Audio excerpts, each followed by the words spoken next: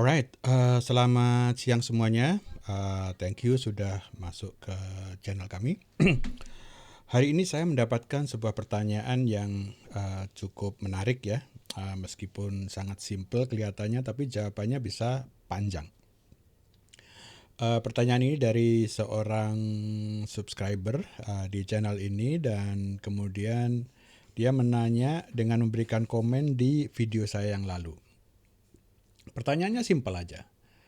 Bang, tanya, kalau Satoshi keluar lagi, bisa nggak dia ganti codingnya Bitcoin? Ini kan pertanyaannya simple ya. Kalau Satoshi nih yang mencetuskan Bitcoin ini keluar lagi, dia kan sudah tidak kedengaran lagi di mana dia ada. Kalau keluar lagi, bisa nggak dia ganti codingnya Bitcoin? Katanya. Well, simple pertanyaannya, jawabannya sangat panjang karena jawabannya tidak bisa dikatakan iya dan tidak. Pertama-tama, kalau misalkan saya jawab ini, maka saya harus kembali ke kode Bitcoin ini milik siapa. Itu kan? Nah, Bitcoin ini sebenarnya sudah menjadi open source, sudah menjadi milik umum. Jadi, jawaban dari pertanyaan tersebut adalah semua orang, karena ini milik umum ya, semua orang tidak bisa semena-mena mengubahnya. Nggak bisa itu terus kemudian datang terus sawo berabrik, itu nggak bisa karena ini milik umum. Tapi karena ini milik umum juga, quote unquote open source, semua orang bisa semena-mena mengubahnya. Loh, bagaimana? Tadi katanya nggak bisa, sekarang bisa. Nah, kalau misalnya ini milik umum, berarti saya bisa ambil kodenya kan? Saya ubah sendiri kan boleh. Nggak ada yang memarahi, ini milik umum. Umum juga tidak saya rugikan dengan saya mengubah kode ini. Gitu kan? Nah, dari sini kita bisa tahu bahwa kalau misalnya si Satoshi itu datang lagi, dua-dua hal ini bisa terjadi. Bisa saja dia mengubahnya semena-mena, bisa saja dia harus melalui konsensus untuk mengubahnya. Oke. Nah, dari sinilah ada istilah soft fork dan hard fork daripada Bitcoin tersebut. Soft fork ini apa? Soft fork ini pada dasarnya adalah kalau Anda melakukan perubahan, maka satu harus disetujui semua pemakai. Yang kedua, dia harus kompatibel dengan yang lama. Itu namanya soft fork. Bahasa Indonesianya apa ya? Garpu lemes gitu. Gak cocok kayaknya ya. Nah, lawan katanya apa? Hard fork. Hard fork ini apa? Hard fork ini kalau misalkannya kodenya diubah, maka dia akan menjadi sesuatu yang lain. Tidak kompatibel dengan sebelumnya. Nah, jawaban tadi itu adalah bisa dilihat dari dua sisi ini. Dia tidak bisa mengubah semena-mena kalau misalkan yang dilakukan adalah maunya soft fork. Tapi dia bisa melakukan semena-mena kalau yang dilakukannya adalah hard fork. Ya, intinya kalau dia mau semena-mena ya udah kerjain aja sendiri. Lu bikin aja sendiri yang baru. Kodenya ada kok, silahkan diambil, silahkan dikopi, silahkan dicontek, gitu intinya. Kalau misalnya yang mau diubah itu adalah milik umum, semua orang pakai, ya lu harus melihat orang-orang yang pakai dulu gimana. Harus kompatibel, nggak bisa nggak. Gitu.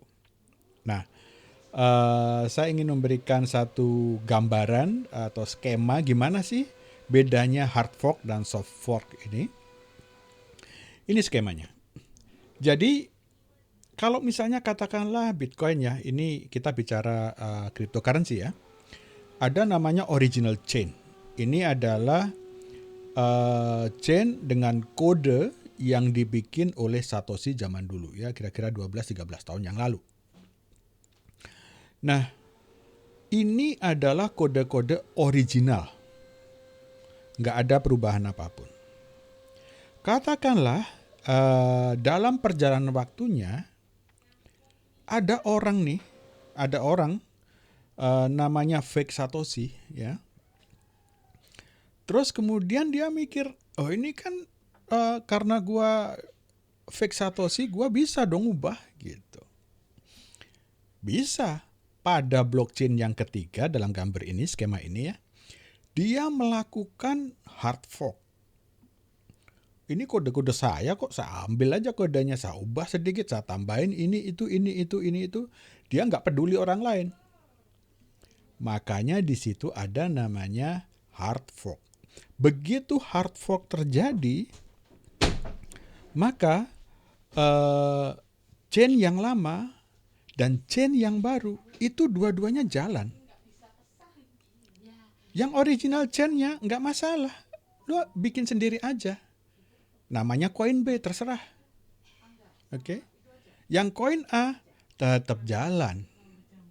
Ini adalah kalau mau mengubah secara semena-mena. Begitu dia mengubahnya, ya dia jalan sendiri. Dia dan teman-temannya dan kolega-koleganya ya monggo saja silakan jalan sendiri.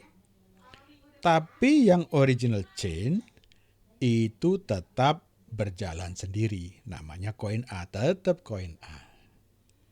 Gitu ya.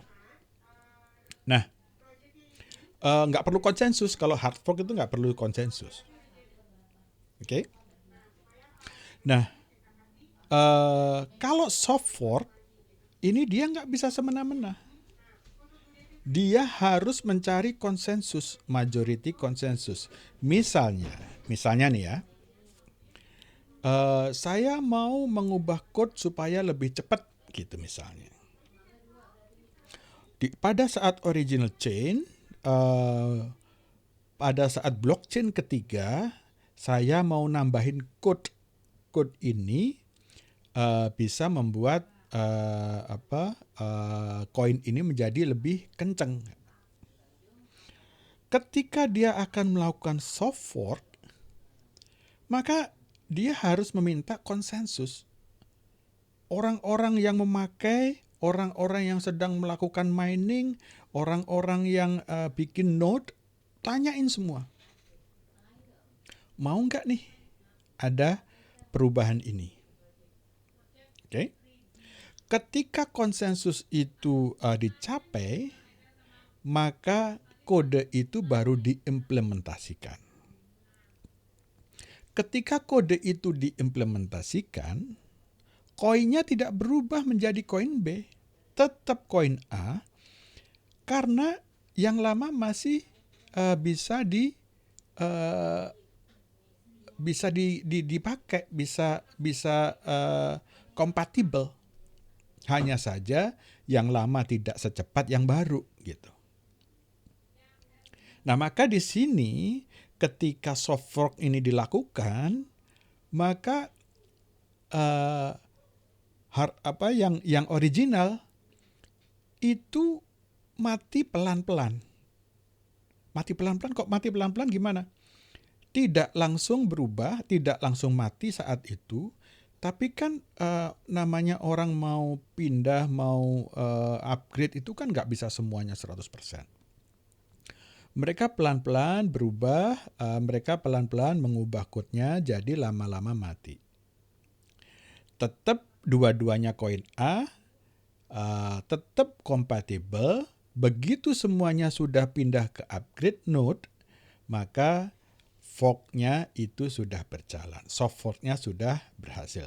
Tetap koinnya adalah koin A, bukan jadi koin B. Mungkin gitu ya.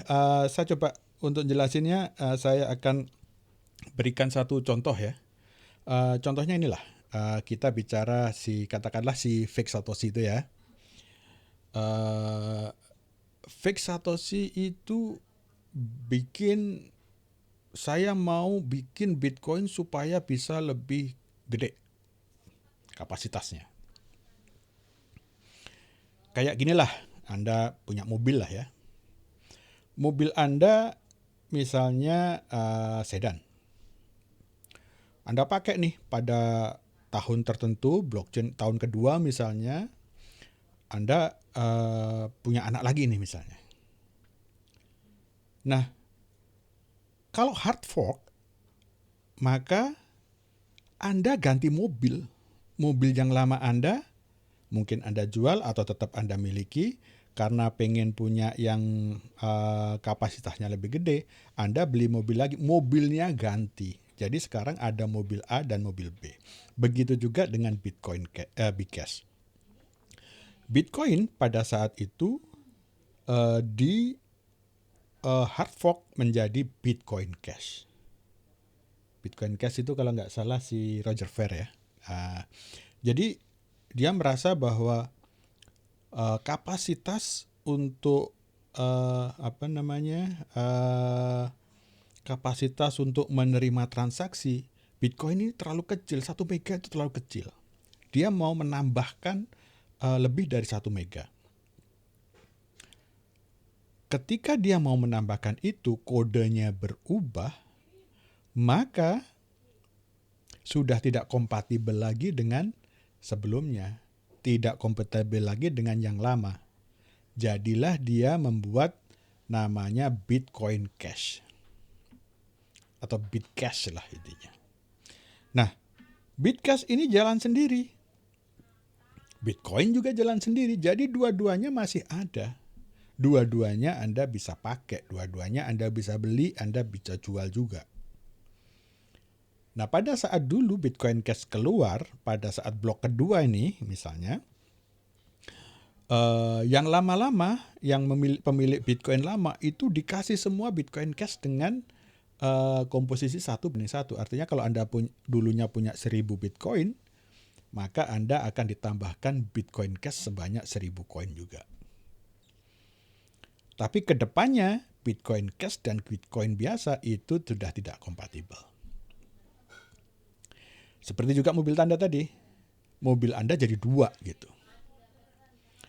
Yang satu lebih besar, kapasitasnya lebih gede, yang satu kapasitasnya tetap.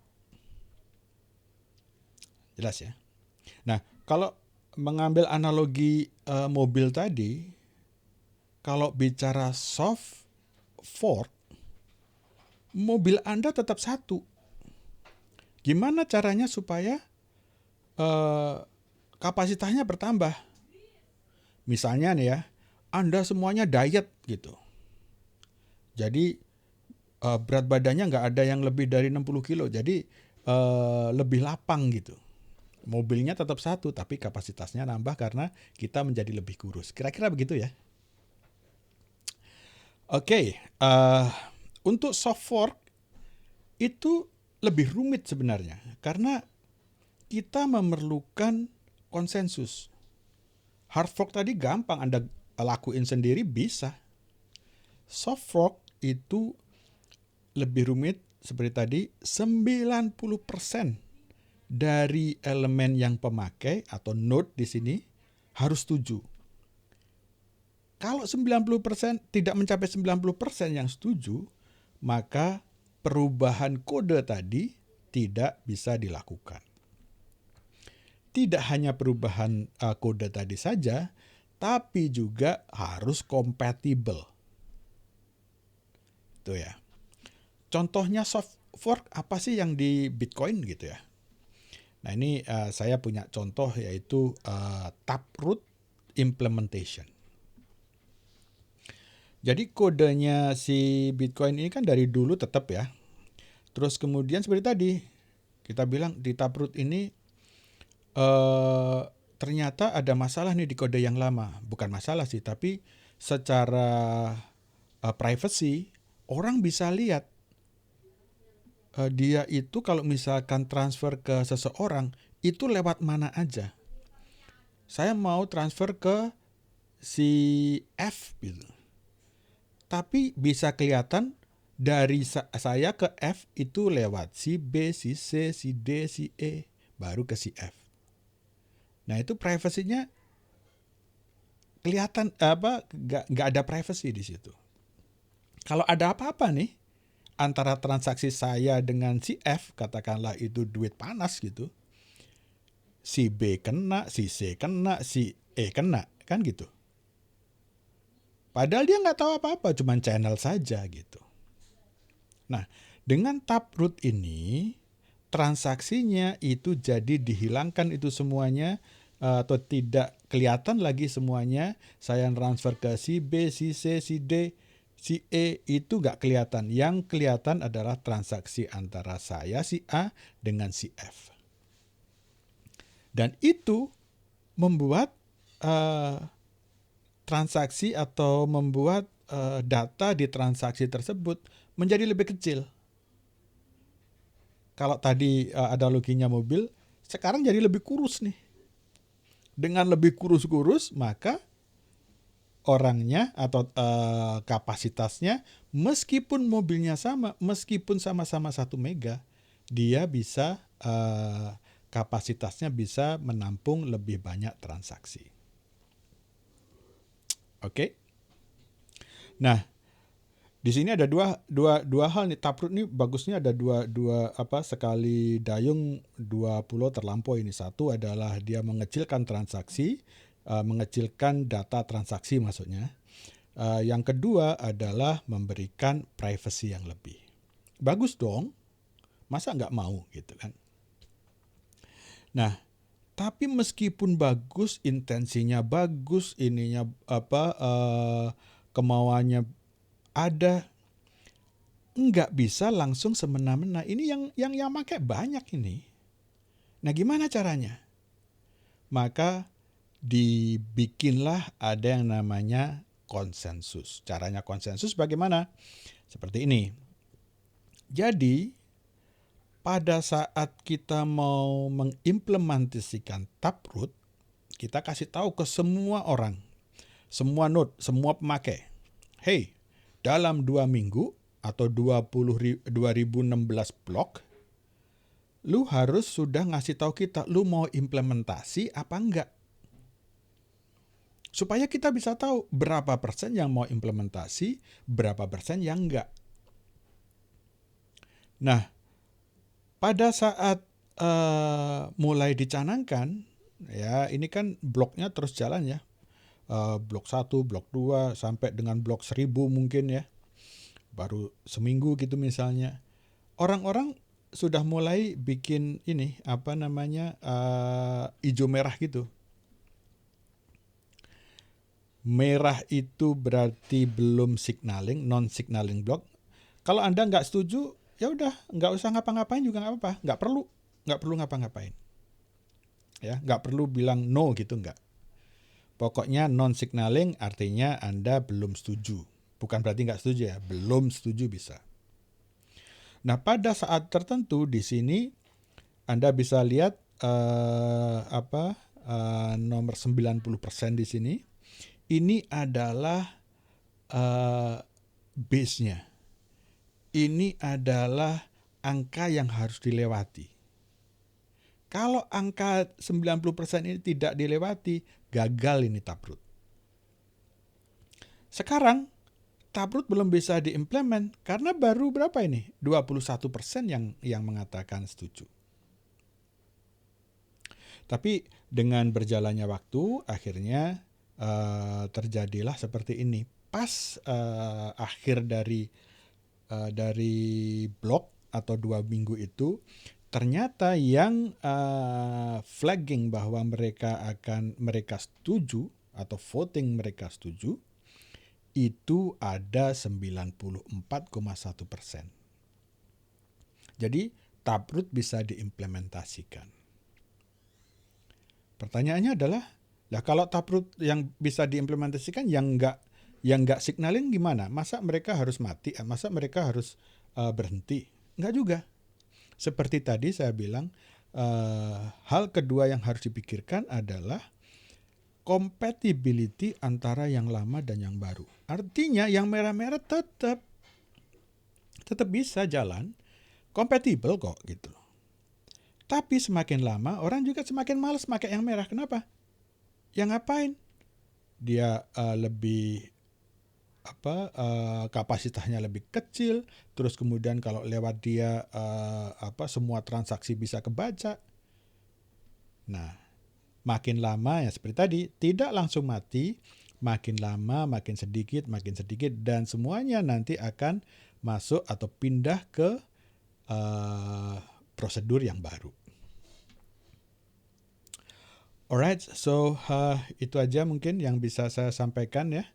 Jadi kalau Anda suka dengan channel ini, please subscribe, belnya ditekan, di like, komen kalau misalkan ada pertanyaan.